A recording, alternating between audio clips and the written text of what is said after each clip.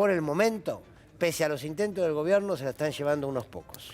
Está vía Zoom Julián Denaro. Julián, ¿cómo te va? Buenas tardes. ¿Cómo estás, Antonio? Como estamos hablando de esta inequidad, ¿no?, que hay a la hora de repartir dividendos y cómo los trabajadores hoy perciben salarios, en algunos casos pobres, tenés jubilados indigentes y tenés un grupo que se lleva millones y millones y millones y millones de pesos. Bueno, en ese sentido, yo creo que es aún más dramático, o más bien nos convoca aún más a tomar riendas en el asunto, el tema que estaban conversando antes acerca de la concentración. Porque no es solamente que existen los ricos y los no ricos, dentro de los cuales hay un margen de pobreza muy importante, y eso se queda siempre igual, sino que la velocidad de acumulación, la velocidad de concentración está aún en aumento, y eso es lo que ustedes estaban mostrando con los números. De hecho, por ejemplo, la participación de los salarios en el PBI, que en el 2015 era del 52%, más o menos, algunos dicen 51, otros 54, digamos 52. En el 2019 bajó al 45%, y en el 2022 la tenemos aproximadamente el 42%. Y eso es consecuencia, por ejemplo, el Centro Estratégico Latinoamericano de Geopolítica, la CELAC, muestra la evolución de sueldos, precios y entonces los beneficios de las empresas.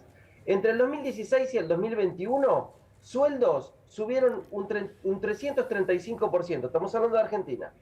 Los precios, 474%. ¿Y eso en qué se tradujo? En aumentos de los beneficios empresariales de 523%. Estamos viendo que los salarios alcanzan cada vez para menos en la medida que la concentración de los ingresos totales se acumula cada vez más rápido en estas pocas empresas. Incluso hay algunas cuestiones que tienen que ver con el modelo económico.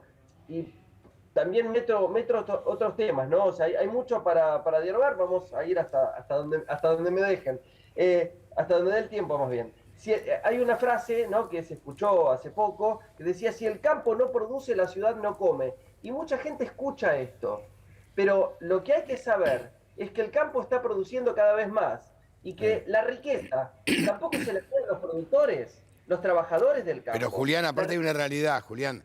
El campo está produciendo alimentos para animales. Soja y maíz es para animales y no está produciendo alimentos para la canasta de los argentinos.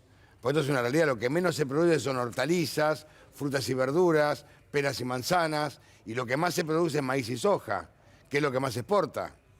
Eso va dirigido justamente a las ganancias extraordinarias de las corporaciones agroexportadoras que se quieren quedar con todo el ingreso proveniente de nuestras exportaciones primarias. Y ahí tenemos el principal problema. Incluso lo que ustedes comentaban hace un ratito, de Molino Río de la Plata, por ejemplo, que había perdido, lo tengo anotado acá justo por un artículo que estoy escribiendo, había perdido en 2018 1.700 millones de pesos, en 2019 1.000 millones de pesos, y en estos últimos 2 años, como ustedes decían, ganó en 2020 1.700 millones de pesos y en 2021 2.700 millones de pesos. Ahora, pero Julián, lo que no se puede entender, digamos, es que no haya políticas activas y no se apliquen leyes como ley de defensa de la competencia, cuando vos sabés que la mayoría de estas que estamos hablando son monopolios.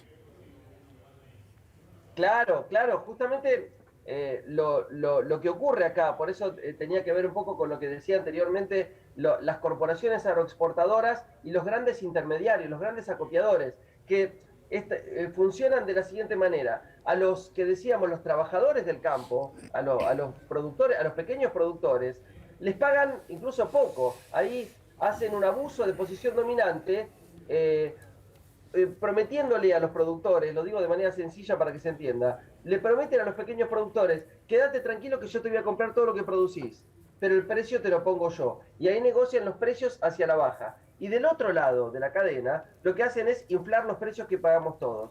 ¿Cuál es la consecuencia? Que estas corporaciones dominantes se quedan con cada vez una mayor tajada del total que produce la cadena. En consecuencia, todos los trabajadores, tenemos un salario que nos alcanza cada vez para menos y ellos tienen una acumulación de riqueza cada vez mayor que además está relacionada con este dinero que se fugan al exterior, que se guardan en guaridas fiscales, que triangulan con empresas amigas o propias en el exterior justamente para evadir impuestos y no declarar, y todo ese dinero que además constituye un enorme fraude al fisco, es decir, al conjunto de la sociedad que tiene urgencias muy impostergables, bueno, y entonces también un poco tiene relación con algo que se está hablando de cobrar impuestos a el dinero en guaridas fiscales en el exterior, ¿no es cierto?